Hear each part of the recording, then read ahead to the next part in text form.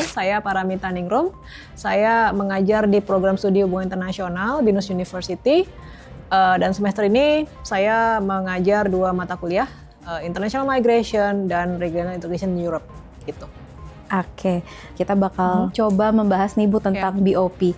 Indonesia sendiri kan dikenal dengan prinsip politik luar negeri yang bebas dan aktif nih Bu. Yang menempatkan Indonesia tidak berpihak pada kekuatan manapun, namun tetap aktif dalam menjaga perdamaian Indonesia. Dalam konteks tersebut Bu, bagaimana seharusnya kita memaknai keterlibatan Indonesia dalam forum perdamaian yang diprakarsai oleh negara besar? Pertama saya melihat Indonesia tetap stick dengan prinsip bebas aktifnya, gitu kan. Indonesia concern terhadap isu Palestina karena itu adalah upaya penjajahan bangsa asing terhadap satu bangsa ya, di mana itu tidak dibenarkan gitu kan, dan itu ada di Undang-Undang Dasar kita, bisa dilihat di situ. Jadi di sini saya melihat bahwa Indonesia terlibat dalam Board of Peace ini walaupun kontroversial. Anda juga pasti sudah dengar kan komentar macam-macam di berbagai media gitu kan, dan dari berbagai kalangan, tapi ini bisa dianggap yang paling realistis. Kenapa? Karena kita melihat isu ini sudah sekian lama terjadi dan belum selesai sampai sekarang. Sementara bahkan pihak-pihak yang terlibat dalam penyelesaian perdamaian pun ada yang sudah tidak ada gitu kan. Jadi isunya belum selesai tapi yang mengurusi itu sudah banyak yang tidak. Artinya bisa jadi memang isu ini sangat kompleks. Isu ini tidak hanya sekedar isu antara dua pihak tapi melibatkan banyak pihak. Kemudian juga tantangan dari luar pun juga semakin kuat gitu untuk melihat supaya isu bisa selesai. Karena kalau dibiarkan berlalu, nanti yang menderita juga pihak lain gitu, bukan cuma dua pihak itu sendiri gitu. Jadi dalam hal ini Board of Peace itu dibentuk sebetulnya ya untuk menyelesaikan isu Palestina Israel supaya lebih terorganisir gitu kan. Kemudian juga lebih fokus. Cuman memang caranya itu yang dianggap tidak bisa diterima. Apalagi kemudian digagas oleh pihak yang kontroversial, dianggap kontroversial di sini oleh Amerika Serikat di bawah pimpinan Donald Trump yang dianggap tidak pernah mengurusi masalah ini dari awal, tiba-tiba masuk dan mau menyelesaikan masalah ini, which is okay, fine, tapi caranya itu dianggap tidak bisa diterima karena dianggap tidak melibatkan masyarakat Palestina itu sendiri. Walaupun kemudian di counter oleh banyak pihak, termasuk pihak Indonesia, bahwa ada kok pihak Palestina yang diundang atau dilibatkan dalam Board of Peace ini. Dan tentunya adalah pihak-pihak yang memang bukan pihak yang kontroversial dan dianggap memang tahu kondisi di lapangan seperti apa. Nah, kemudian kontroversial kedua adalah yang terlibat dalam BOP ini juga pihak-pihak yang dianggap kontroversial, entah karena negaranya memang punya catatan buruk terhadap isu HAM, atau memang pribadi personality dari pemimpinnya itu dianggap kontroversial, memberlakukan sistem yang otoriter gitu. Tapi kita kembali saja ke posisi Indonesia di sini. Walaupun dianggap sesuatu yang terburu-buru, tapi Indonesia diundang ke sini sebetulnya itu bisa dilihat sebagai pihak yang punya kedekatan yang sangat kuat terhadap isu Palestina. Baik secara emosional maupun secara histori, kan. Punya pemahaman yang baik terhadap isu Palestina dan bagaimana upaya penyelesaian perdamaian yang sudah dijalani, gitu kan. Dan Indonesia sebagai sosok negara yang bisa diterima oleh semua kalangan, kan. Ya oleh Amerika Serikat, oleh Rusia, oleh Eropa, kan, oleh Afrika. Nah itu yang barangkali tidak dimiliki oleh banyak negara, kan. Terlepas dari mereka kemudian tidak setuju atau tidak menolak untuk bergabung, itu urusan mereka. Tapi dalam hal ini Indonesia tuh dianggap sebagai sosok yang dipandang bisa diterima berbagai kalangan dan punya pemahaman yang baik terhadap isu Palestina, dan dianggap bisa menjadi pihak yang lebih objektif untuk melihat isunya bagaimana dan memberikan masukan bagi pihak-pihak yang bekerja untuk menyelesaikan masalah ini gitu. Oke Bu. Nah tapi kalau untuk dari sisi sudut pandang hubungan internasional sendiri Bu, kalau Indonesia udah masuk ke BOP ini, peluang strategis untuk meningkatkan posisi global Indonesia tuh kayak gimana, Bu? Sebetulnya ketika Indonesia itu diundang untuk bergabung dan akhirnya mau dan tanda tangan, itu kan juga sudah dapat masukan ya dari berbagai pihak. Gitu. Dan Indonesia sendiri dalam hal ini, Menteri Luar Negeri juga bisa jadi ya berhitung juga gitu kan, nanti gimana setelah ini gitu kan. Tapi kalau Indonesia kemudian berhasil dalam BOP ini dan berinteraksi dengan anggota-anggota BOP termasuk dengan pemimpinnya, maka itu akan menjadi catatan prestasi yang baik buat Indonesia. Karena apa? Dia nggak bisa berkomunikasi dengan pihak-pihak yang kontroversial ini. Kan selama ini kalau kita lihat sekali kita berlawanan kan tidak bisa komunikasi kan, udah putus begitu aja. Tapi kan sebenarnya dalam diplomasi kan nggak boleh begitu. Kita tetap saja harus membuka jalur komunikasi supaya masalahnya selesai.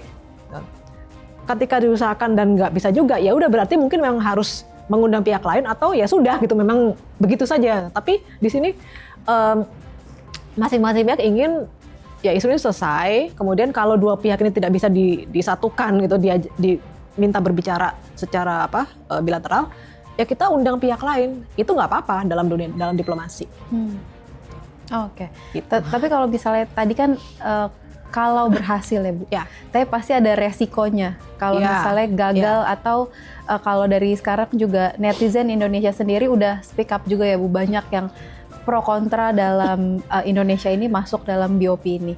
Kalau resikonya pasti ada. Kalau boleh dijelaskan apa tuh Bu resiko-resikonya? Ya resiko gagal ya Indonesia bisa jadi tadi mendapatkan catatan yang buruk ya dari negara sahabat atau negara-negara yang mendukung Indonesia, mendukung posisi Indonesia di konteks politik ekonomi global.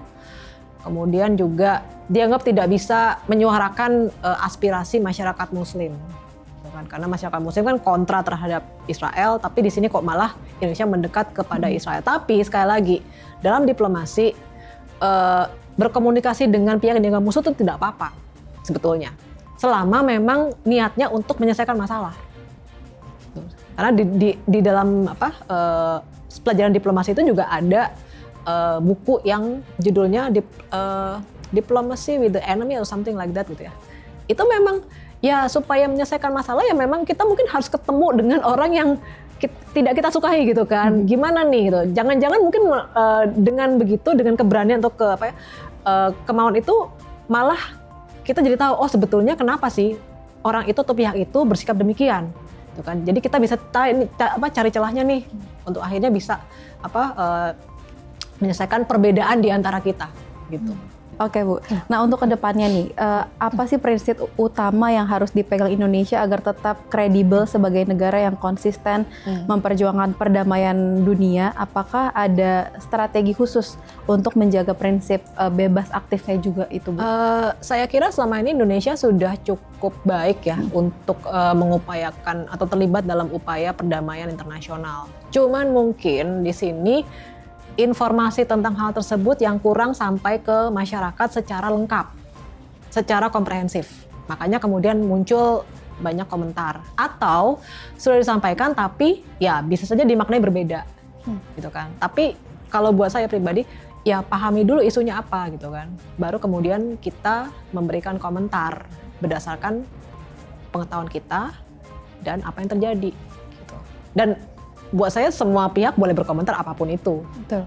Ibu, isu diplomasi ini dan perdamaian global seperti kita bahas hari ini tentu tidak lepas dari kajian akademik hubungan internasional ya Ibu. Bisa dijelasin nggak Bu, mata kuliah atau fokus pembelajaran apa yang di HI Global BINUS nih yang membantu mahasiswa memahami isu diplomatik, konflik, dan perdamaian global ini? Oke. Ya untuk subjek diplomasi, konflik, dan peace itu atau perdamaian itu kita ada mata kuliah yang membahas tentang hal tersebut. Mata kuliah diplomasi and international politics itu praktek diplomasi, praktek negosiasi kita ajarkan di situ. Jadi mahasiswa itu melakukan role play seperti diplomat di forum-forum PBB itu dan mereka ya berkostum seperti diplomat itu dan menyampaikan pandangan tentang satu isu tersebut mewakili negara. Gitu. Dan itu ada ruangannya kita set khusus juga, jadi dibuat settingnya seperti ruang sidang di PBB. Kemudian untuk Conflict and Peace Studies sendiri ada mata kuliahnya, itu diajarkan di HI, baik itu di Globalcast maupun reguler. Dan itu memang membahas tentang konflik, segala macam konflik di dunia internasional, termasuk upaya perdamaiannya, upaya penyelesaiannya. Kemudian untuk mata kuliah dasarnya itu ada di mata kuliah Introduction to Security Studies. Ya, jadi pengenalan tentang kajian keamanan. Jadi situ memang diajarkan dasar-dasar konflik dan perang itu apa. Gitu. Apalagi sekarang ada perang cyber ya, itu juga kami ajarkan, kami kasih tahu contoh-contohnya dan bagaimana upaya dari banyak pihak, negara, pemerintah, dan pihak swasta untuk mengatasi masalah itu. Ya. Untuk pertanyaan terakhir nih Bu, menurut Ibu mengapa pembelajaran di program HI Global ini di BINUS menjadi penting bagi generasi muda yang ingin berkarir di ranah internasional? Ya karena di program Globalcast itu ketika mereka masuk, mereka sudah dibawa ke dalam situasi belajar mengajar bernuansa internasional. Mereka menggunakan bahasa Inggris, gitu kan. Jadi komunikasi dalam bahasa Inggris. Kecuali untuk mata kuliah yang memang belum diterjemahkan dalam bahasa Inggris, itu dalam bahasa Indonesia. Nah, kemudian juga atmosfernya itu juga dibuat seperti kita kalau belajar di negara asing. Jadi kita boleh berdebat, boleh mengungkapkan pendapat, tapi menghormati juga pendapat atau komentar dari pihak lain. Meskipun kita berbeda, tapi bukan berarti kemudian kita terus musuhan, itu enggak gitu kan ya. Lalu juga kita ada program study abroad 1 semester, jadi itu wajib. Jadi mahasiswa itu melakukan studi selama 1 semester di luar negeri di universitas yang menjadi partner dari BINUS.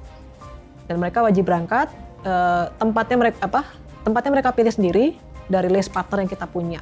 Dan di situ mereka mengambil mata kuliah yang tidak kita ajarkan di BINUS. Harapannya jadi mereka lebih kaya pengetahuan dan kaya pengalaman. Karena di sana ketemu dengan mahasiswa lokal dan mahasiswa dari berbagai negara. Itu kan menjadi situasi belajarnya jadi berbeda ya. Tadi misalnya perbedaan itu bisa muncul gitu kan. Kemudian dosen yang baru masuk kelas tiba-tiba udah nanya gitu kan. Itu yang mungkin tidak mereka dapat di sini kan. Dosen kan ngajarin kita, tapi kenapa dia nanya ke kita gitu. Itu kadang menimbulkan semacam culture shock juga buat mereka. Tapi itulah yang mereka harus tahu bahwa ketika kamu masuk ke dunia internasional, kamu kerja, ya kamu akan berhadapan dengan situasi kayak gitu.